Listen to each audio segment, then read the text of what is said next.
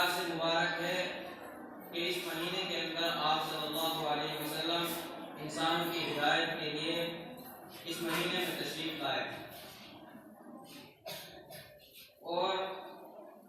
اسی طریقے سے اگر ہم سیرت کا مطالعہ کریں تو آپ کی سیرت کی اتباع کرنے والوں کی زندگی اور اس کے برکات ہمارے سامنے آئیں گے کہ صحابہ کرام کہ جو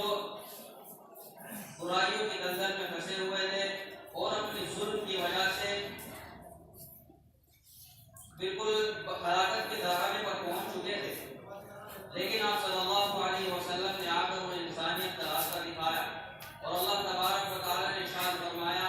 کہ میں نے آپ کو اسی لیے آپ کو دنیا میں مبعوث فرمایا کہ آپ انسانوں کو انسانیت کا درس سکھائیں۔ انسان آدم علیہ السلام کی اولاد کو آدمی انسان کہا جاتا ہے، لیکن انسان ہونا یہ کافی نہیں ہے، اس کے اندر انسانیت بھی ہو، تو جب اس کو جانور اور دیگر مخلوقات سے اس کو فوقیت حاصل ہو سکتی ہے۔ اب سوال یہ پیدا ہوتا ہے کہ انسانیت کہاں سے آئے؟ تو اس کے جوابات ہر کوئی اپنے اعتبار سے دیتا ہے اور ہر کسی کا اپنا خیالی خاکہ ہے، لیکن در حقیقت اگر ہمیں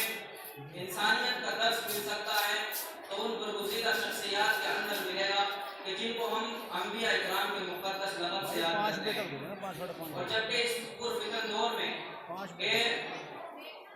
نبیوں کا سلسلہ ختم ہو چکا ہے اور اس گروہ کی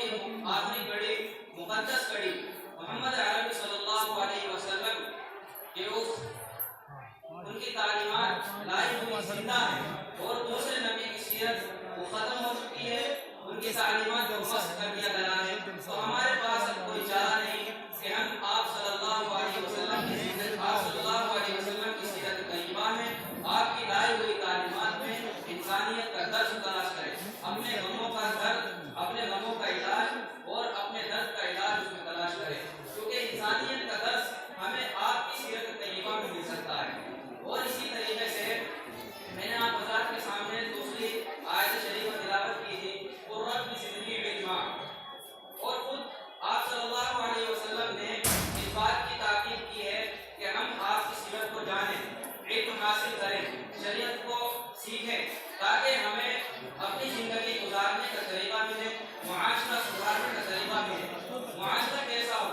بہترین معاشرہ وہ ہے کہ جس کے اندر نیک کامی ہو، اتحاد ہو، پیار محبت ہو، حق کو پہچاننے کی صلاحیت ہو، بہترین معاشرہ وہ ہے۔ تو اسی طریقے سے اللہ تبارک و تعالیٰ نے اپنے نبی کو دعا سکھائی، قرۃ زدنی علما، کہ اے محمد کہ تم مجھ سے اپنے علم کی زیادتی مانگو۔ تو جب آپ صلی اللہ علیہ وسلم نے کہ جن کو تمام